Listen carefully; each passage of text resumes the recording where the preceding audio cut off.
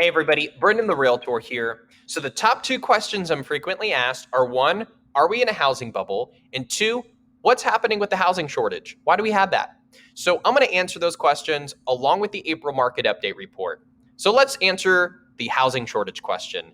Long story short, it's because it's been a decline of new construction properties being built. It's simply put, that's the answer. And the decline has resulted in a decrease in the supply of entry-level single-family homes for individuals who can afford that price point. We can see that in this graph here. From previous decades, we've noticed anywhere between a 9.8 million to 12.6 million completed units for each decade previous to ours. But from 2010 to 2019, we've only had 6.5 million completed units.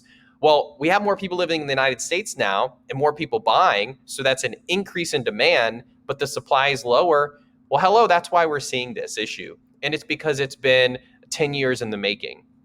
Well, if you basically then answer the bubble question, are we in a bubble? No, nope. Why are we not in a bubble? It's because of the lack of supply, right? Again, it's a supply and demand answer. That's it. Now, what about the mortgage rate projections? This is completely different than what we spoke about in the past. These are much higher rates, and that's because the economy is getting better. And with the economy getting better, continue to pay more. That's just how that works. So what about the median sales price appreciation? Take a pause in the screen, zoom in. I think you're going to be pleasantly surprised if you own a home. And of course, if you're going to buy a home, expect continued appreciation and price increases moving forward. We're going to talk about that in a moment, or go back to my past videos and I'll answer those questions from the past.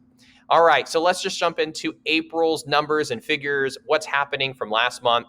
Well, the average days to sell. We're seeing that homes are selling faster compared to last year, of course. It's 16 days on the market right now versus 44 days on the market. Well, yeah, COVID was happening last year, so that makes sense. The number of new listings increased 22%. So at 4,384 versus 3,398. That's awesome. We also noticed the closed price to list price ratio is up to 107%. So what the heck does that mean? Basically, hey, if the seller wanted 400,000, did they get 400,000? Well, the answer is yes. They got 7% more than that, and that again is amazing. I mean, as a seller, you're getting what your home is worth plus more. The median list price is again a new record. We're always breaking these new records. We're at $450,000 for the list, so that's the seller asking that price. And then the median close price is right at $465,000. Again, a new record from any time in the past. What about active listings and sold listings? So right now we saw 2,193 active listings and 3,302 sold listings, new record. Guys, I want to let you know that we listed more and sold more than any year in the past 10 years. Okay? Any year, any month in the last 10 years. That doesn't mean that we have more inventory. Again, that means we have more demand, right? And less inventory, but we're selling more and we're listing more than we ever have in the last 10 years. Amazing. We are seeing a 20-day inventory. Everybody feels that pinch. Of course, we're trying to shop and homes go like this with just in a few days.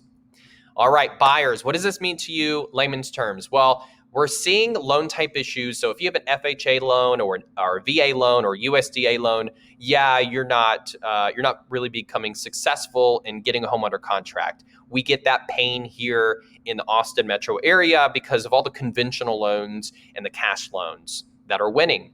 The low interest rates are still there. That means lower payments, and it's affordable because we're at a 2.98%. So that did reduce from last month, which we were above 3%.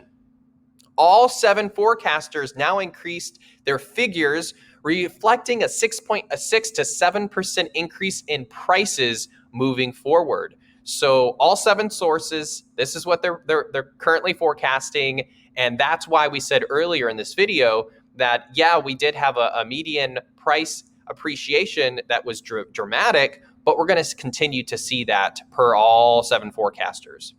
And Austin prices, again, are forecasted to be more expensive the next 6 to 12 months. I'm saying 6 to 12 months specifically because of the companies that are going to be hiring for jobs, since they're almost completed with their relocation of their headquarters. We are continuing to see the slow new build and more relocation. Again, more competition is going to come. So don't anticipate any deals.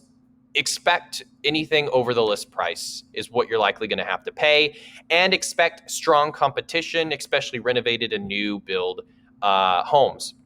Important tips. Urgency is absolutely key. We all know that now.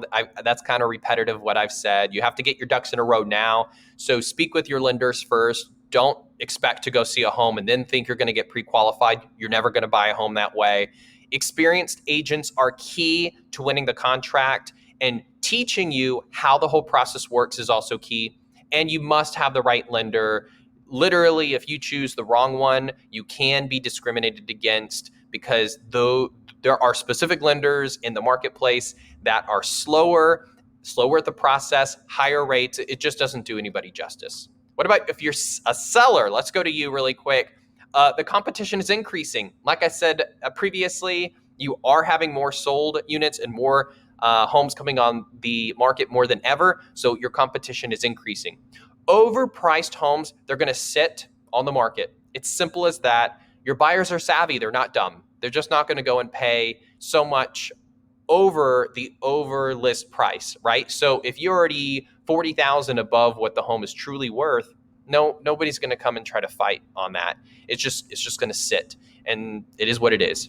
Expect over list offers, but not equal across the board. So there are parts of Georgetown that are only seeing 3% to 8% over the list price. Then you have other places like Great Hills, which is still 22 to 25% plus over the list price on your competition. So it's not the same across the board anymore. It's hyper specific to the neighborhood that you're in.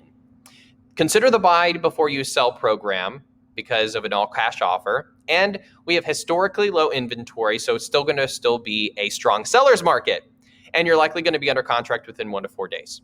So if you have any questions about what we reviewed and you're just interested to learn more, or you want to know, hey, I'm a past client of Brendan's and we just want to know what our home is worth so we can go ahead and keep that in mind, feel free to reach out. We're always here to answer those questions. See you in about 2 to 4 weeks. Bye.